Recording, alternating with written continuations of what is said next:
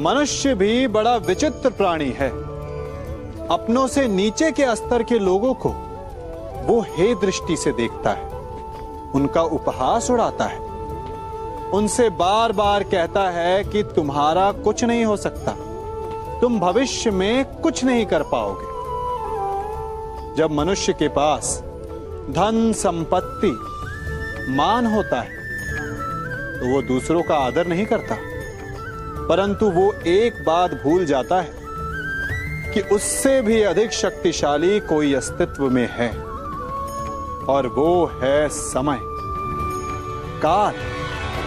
काल अपना चक्र कब बदलेगा ये कोई नहीं जानता।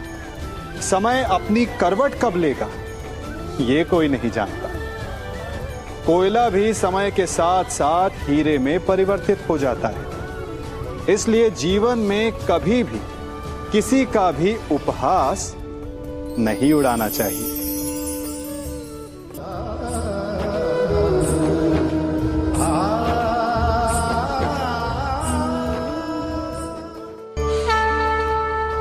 गर्व,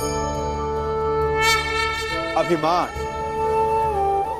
और अहंकार, ये तीनों सुनने में एक जैसे लगते हैं, परंतु तीनों का अर्थ भिन्न होता है और परिणाम भी।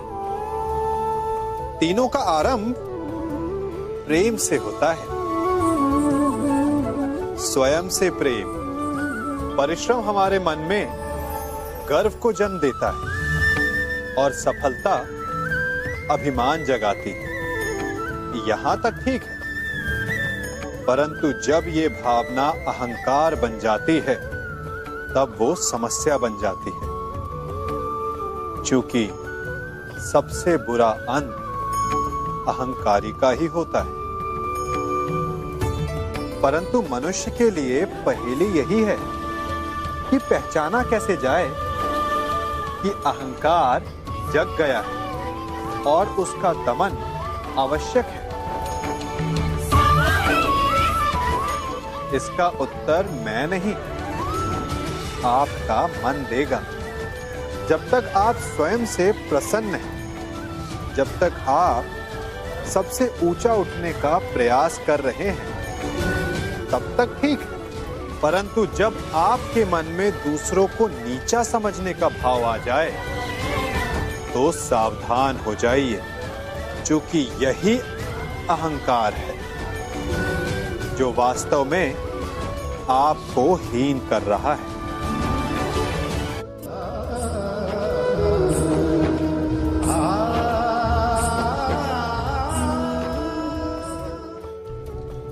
हमारा शरीर प्रकृति का एक महान आविष्कार है। इससे जटिल संरचना संसार में और कोई नहीं। हमारा शरीर जितना जटिल है, यदि इसे ठीक से जाना जाए तो इससे अधिक सरल ज्ञान देने वाला और कोई नहीं। हमारे शरीर में पंच इंद्रियां होती हैं जो हमें भाव, गुण और वस्तुओं का बोध कराती हैं। हमारे पास आंखें हैं, नाक है, स्पर्श के लिए त्वचा है, कान है और जीभा है। सबका भिन्न भिन्न कार्य है। आंखों से देखना, कानों से सुनना, नथनों से श्वास लेना, त्वचा से स्पर्श करना और जीभा से स्वाद लेना। परंतु क्या आपने कभी सोचा कि प्रकृति ने हमें 2 आंखें दी, 2 नथुनें दी, 2 कान दी, स्पर्श के लिए ये पूरा शरीर दिया, परंतु जीभा केवल 1 दी? ऐसा क्यों? क्योंकि प्रकृति चाहती है कि हम देखें अधिक, सुने अधिक और ज्ञान अधिक अर्जित करें, बोले कम। क्योंकि अधिक वाचाल नाश को निमंत्रण देता है। स्मरण रखिएगा।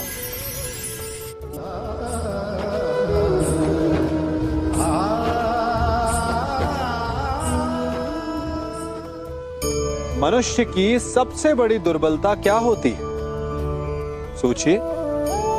धन, प्रेम, अहंकार। मनुष्य की सबसे बड़ी दुर्बलता होती है उसके रहस्य। चाहे आप कितने भी शक्तिशाली क्यों ना हो, कितने भी प्रबल क्यों ना हो, परंतु उसके रहस्य उसके नाश की चाबी होती है।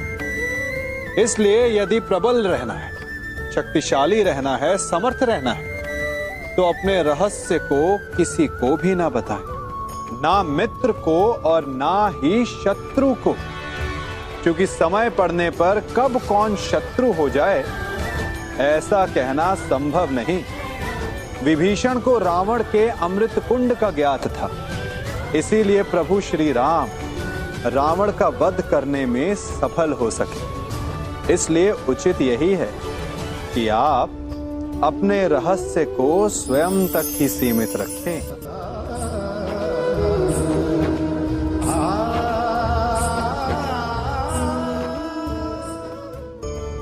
मनुष्य जीवन की परीक्षा में सफल होने के लिए क्या नहीं करता? वो परिश्रम करता है, दौड़ भाग करता है, और ये सब करने के पश्चात भी जब उसका काम नहीं बनता तो वो नकल करता है ना?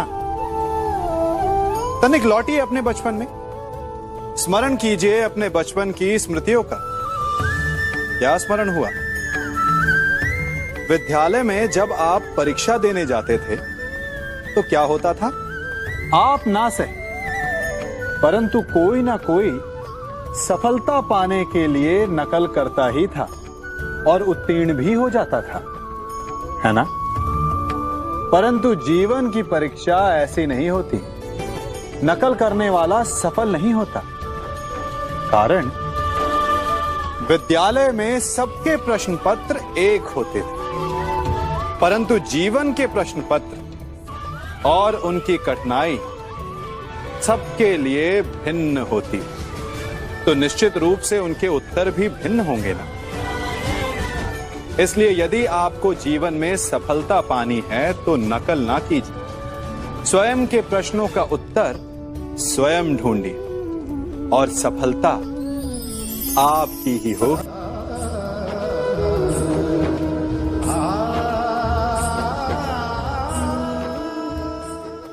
जब सागर का जल वाष्प बनकर उड़ता है तब वो हमें दिखाई नहीं देता। मेघ उस जल को अपने भीतर छिपा लेते हैं, लंबी यात्रा करते हैं, प्रयास करते हैं कि वो जल सदा उनके भीतर छिपा रहे, परंतु जब वायु का वेग उन्हें उड़ाकर किसी पर्वत से ले जाकर के टकरा देता है तब उन मेघों को बरसना ही पड़ता है, क्योंकि यही नियति है, यही प्रकृति है। क्योंकि जल को सागर में जाकर मिलना ही है। ठीक ऐसा ही हमारे साथ भी होता है। हम सत्य अपने मन के मेघों में चाहे जितना छिपाने का प्रयास कर लें, परंतु समय की आंधी उसे वास्तविकता के पर्वत से ले जाकर के टकराकर हमारे समक्ष ले ही आती है। जिस भय के कारण आप सत्य को सामने नहीं लेकर आना चाहते, एक दिन वही भय हमारे समक्ष आकर खड़ा हो जाता है और फिर हम लाचार हो जाते हैं, क्योंकि हमने उस भय का सामना करने की तैयारी नहीं की होती। इसलिए सत्य से भागे नहीं, उसे छिपाए भी नहीं, उसे स्वीकार करें। भविष्य की बड़ी विपत्ति से बच जाएंगे।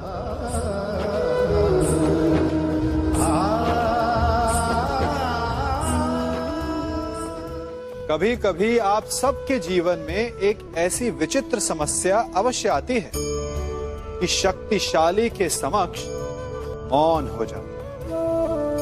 उस शक्तिशाली से विवाद करने से बचने के लिए आप मौन रह जाते। मानता हूं, ऐसा करने से आप एक विवाद से बच जाते, एक संघर्ष से बच जाते, परंतु ऐसा बचाव एक बड़े संघर्ष को जन्म दे देता है। कैसे? हमारा मौन रहना अनजाने में उसका समर्थन बन जाता है और वो स्वयं को अधिक शक्तिशाली अनुभव करता है और यहां से हमारा दमन प्रारंभ हो जाता है। एक के बाद एक हम अन्याय में अनचाहे रूप से सम्मिलित होते चले जाते हैं। तो इसका तोड़ क्या है? ये समझने के लिए ये जानना आवश्यक है कि ऐसी कौन सी बात है जो आपको विरोध करने से रोकती है। ये सामने वाले की शक्ति नहीं जो आपको रोकती है, यह आपके भीतर छिपा भय है जो आपको रोकता है। हाँ, कभी कभी भय आपकी सुरक्षा अवश्य कर सकता है, परंतु साथ साथ ये भी जानना आवश्यक है कि ये भय ही है जो आपको मौन भी रखता है। इसलिए अपने मन से भय को निकालिए और खुलकर अनीति का, अन्याय का विरोध कीजिए, और फिर देखिएगा आपका मन कितना मुक्त, कितना हल्का अनुभव करेगा।